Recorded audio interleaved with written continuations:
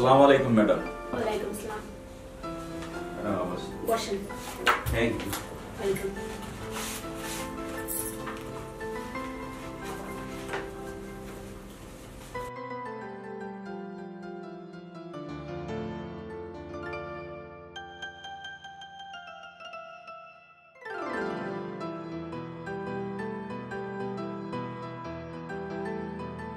Madam আমার চাকরিটা খুবই প্রয়োজন।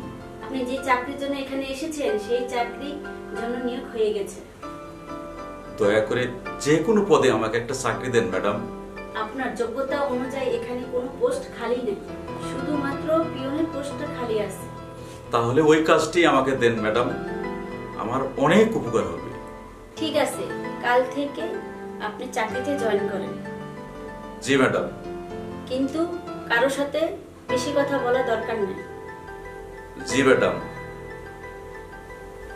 আসসালামু আলাইকুম।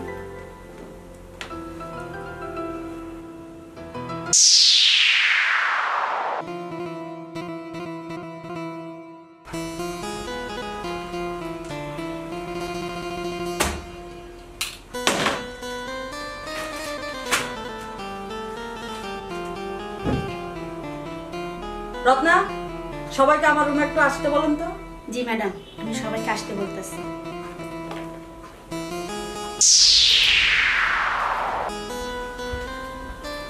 আসসালামু আলাইকুম ম্যাডাম। ওয়ালাইকুম আসসালাম। আপনারা সবাই বসেন। আপনাদেরকে আজকে একসাথে ডাকার কারণ হচ্ছে গত 2 মাস ধরে কাজ করেও একটা প্রজেক্ট প্রোফাইল তৈরি করতে পারেন না আপনারা। আপনাদের মতো এরকম অযোগ্য কর্মী রেখে এই কোম্পানির তো কোনো লাভই হচ্ছে না। এবার আপনারাই বলেন, আপনাদের মতো এরকম অযোগ্য কর্মী রেখে আমি কি করব? এই রহিম, ফয়সাল কি একটু পাঠিয়ে দাও তো। আসসালামু আলাইকুম। ওয়ালাইকুম আসসালাম। এই ফয়সাল, এই জায়গাটা একটু পরিষ্কার করো তো। জি ম্যাডাম। আপনারা এতগুলো মানুষ মিলে একটা প্রেজেন্টেশন তৈরি করতে পারেন না। এবার আপনারাই বলেন, আপনাদের মতো এরকম অযোগ্য লোক রেখে এই কোম্পানি কি করবে? আপনারা কি জানেন না এই প্রেজেন্টেশনটা যদি আমি সময় মতো রেডি না করতে পারি তাহলে কোম্পানির কত বড় লস হয়ে যাবে? কি হলো, চুপ করে আছেন কেন? উত্তর দেন। ম্যাডাম, যদি আমাকে অনুমতি দেন তাহলে আমি একটা কথা বলতাম। কি বলবেন বলেন। এই প্রজেক্ট প্রোফাইলটা আমাকে আধা ঘন্টা সময় দিলে আমি তৈরি করে দেব। কি বলেন? আপনি তৈরি করবেন মানে? জি ম্যাডাম, আমি তৈরি করে দিতে পারবো। কি বলিস তুই? সামান্য একটা পেন হয়ে আমরা যেটা পারি না সেটা তুই পারবি? আরে তুই প্রজেক্ট ফাইল তৈরি করবি মানে তুই কি পাগল হয়ে গেছিস নাকি? তোর কি মাথা ঠিক আছে? ও সামান্য একটা পিও আর ও নাকি প্রজেক্ট ফাইল রেডি করবে, এইটা কি আপনাদের বিশ্বাস হয়? চুপ করেন আপনারা। উনি যখন কাজটা করতে যাচ্ছে তাহলে ওনাকে কাজটা দেন। আপনারাও তো প্রজেক্টটা তৈরি করতে পারেন নাই, এখন উনি যদি করতে পারেন ঠিক আছে, তবে আধা ঘন্টা না, আমি আপনাকে 1 ঘন্টা সময় দিচ্ছি। জি ম্যাডাম।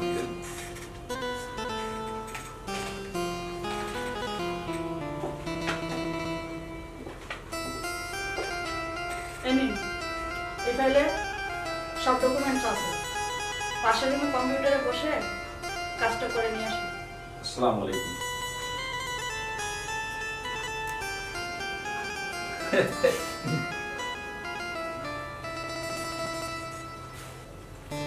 ম্যাডাম আসতে পারি?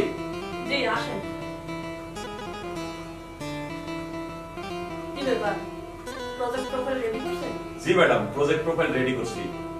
তাই নাকি? জি ম্যাডাম। দেখুন তো।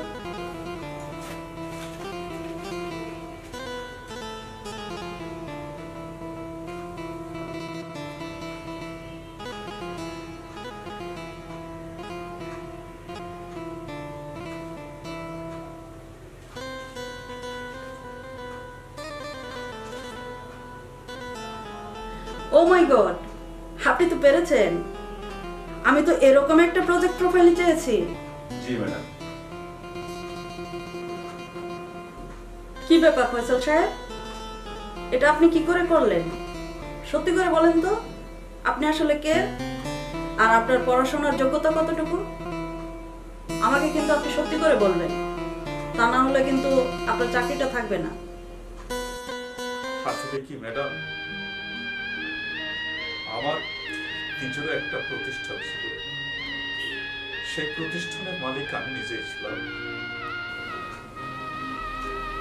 তাহলে আপনি এই কোম্পানিতে কি করছেন? আর ছিল মানে? আসলে কি ভাগ্যের কি নির্মম পরিহাস, আমার একটি ছোট্ট ভুলের কারণে সেই প্রতিষ্ঠানটা দেউলিয়া হয়ে যায়। তাই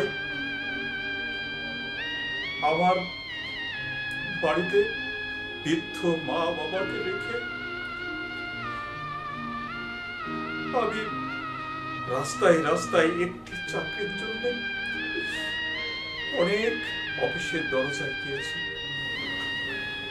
কিন্তু আমি কোনো চাকরি পাই নাই। তাই হঠাৎ করে একটা পত্রিকায় সার্কুলার দেখি, তার এই প্রতিষ্ঠানে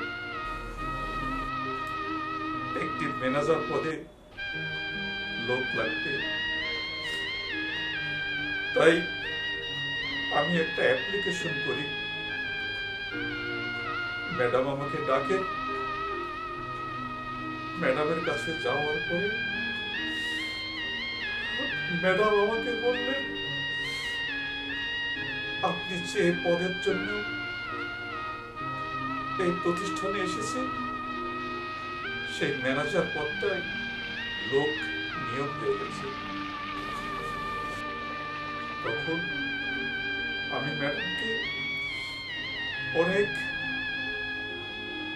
আকুতি মিনতি করার পরে ম্যাডামকে বললাম, ম্যাডাম আমাকে আপনাদের অফিসে যে কোনো একটা চাকরি দিয়ে অন্তত পক্ষে আমি আমার বৃদ্ধ মা বাবাকে কিছু মুখে তুলে দিতে পারি। তাই রত্না ম্যাডাম আমাকে পিয়ন পোস্টের চাকরিটা দেন। এর জন্য রত্না ম্যাডামকে ধন্যবাদ, আপনাকে অনেক ধন্যবাদ।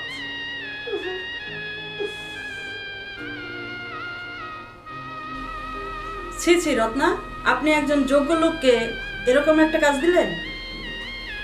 আপনি তো শুধু নিজের স্বার্থটাই দেখেছেন, আপনি তো কোম্পানির কোনো স্বার্থ দেখেননি। আপনার চোখ তো অনেকদিন ধরে ম্যানেজার পোস্টে ছিল। আপনার মতো এরকম অযোগ্য লোক আমার কোম্পানিতে জায়গা নেই। আপনি এখন আসতে পারেন। ম্যাডাম, আমার ভুল হয়ে গেছে, আমাকে ক্ষমা করে দিন। এমন ভুল আর কখনো হবে না ম্যাডাম। ঠিক আছে, আপনাকে ক্ষমা করব, তবে একটা শর্ত আছে। ম্যাডাম, আমি সব শর্তে রাজি আছি। আপনাকেও কিছুদিন পিউনের কাজ করতে হবে, আর আজকেই আমি ফয়সাল সাহেবকে ম্যানেজার পদে বসাবো। এটাই হবে আপনার শাস্তি। জি ম্যাডাম। কি বলেন আপনারা? আপনাদের কোনো আপত্তি আছে কি? ওকে দেন, আপনারা এখন যান, যে যার কাজ করেন। Okay madam. ঠিক আছে ম্যাডাম। আসসালামু আলাইকুম। আসসালামু আলাইকুম। ওয়ালাইকুম আসসালাম। আর ফয়সাল সাহেব, আপনি একটু থাকুন। জি ম্যাডাম। দেখেন, আপনাকে বেশি কথা বলবো না, শুধু একটা কথাই বলবো। এই কোম্পানিটাকে আপনি আপনার নিজের কোম্পানি মনে করে সততা ও নিষ্ঠার সাথে কাজ করে যাবেন। আপনি আমার জন্য দোয়া করবেন, আমি যেন আপনার ভরসা বজায় রাখতে পারি। Okay, all the best. Thank you madam. আমি আসি। আসসালামু আলাইকুম। ওয়ালাইকুম আসসালাম।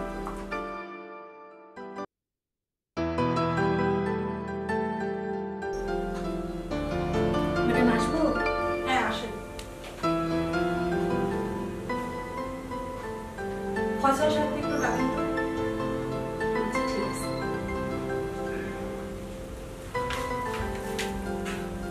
ফয়সাল সাহেব, আপনাকে এখন ডাকার কারণ হচ্ছে আপনাকে একটা গুড নিউজ দেওয়ার আছে। জি ম্যাডাম, বলেন।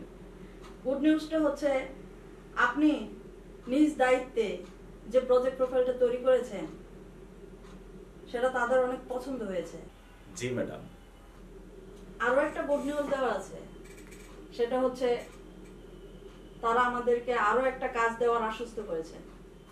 আসলে ম্যাডাম, আমরা তো মানুষ। এই সফলতা অর্জন হয়েছে মহান সৃষ্টিকর্তার রহমতে। আমি ওসিলা মাত্র। আপনার ব্যাপারে বাবার সাথে আমি আরো একটা কথা বলেছি, সেটা হলো আমি আপনাকে আমার জীবনসঙ্গী হিসেবে পেতে চাই। তাতে বাবার কোনো আপত্তি নেই। আপনার কি মতামত? ম্যাডাম, আপনি আপনার বাবা যেটা ভালো মনে করেন সেটাই করেন, আমার কোনো আপত্তি নাই। তাহলে সামনে তো ঈদ চলে আসছে, ঈদের আগেই আমাদের বিয়েটা সেরে নেই। আমি আরো একটা সিদ্ধান্ত নিয়েছি। কি সিদ্ধান্ত ম্যাডাম? বিয়ের পরে এই কোম্পানির সমস্ত কিছু আপনি দেখাশোনা করবেন। এই কোম্পানির এমডি হিসেবে আমি আপনাকে বসাতে চাচ্ছি। কেন? আর আপনি? আপনার উপরে অফিসের সমস্ত দায়িত্ব দিয়ে আমি ঘরের দায়িত্ব পালন করব। আর তাছাড়া আমি তো আপনার বাবা মাকে আমাদের সাথেই রাখবো। ধন্যবাদ ম্যাডাম। সামনে কুরবানির ঈদ, অফিস ছুটি হয়ে যাবে, গরুও কিনতে হবে। এই সমস্ত দায়িত্ব আমি আপনাকে দিলাম। এ নিয়ে আপনি কোনো চিন্তা করবেন না। বাবাও বিদেশ থেকে চলে আসবেন। আপনার বাবা মা, আমার বাবা, আমি, আপনি সবাই মিলে এবারের ঈদটা পালন করব। আমার বাবা আসতেছে, আপনার বাবা আসতেছে, এগুলো সব সামলানোর দায়িত্ব আমার। আর এই ঈদটাই হবে আমার জীবনের সেরা ঈদ। মেহেরবানি কবুল করো।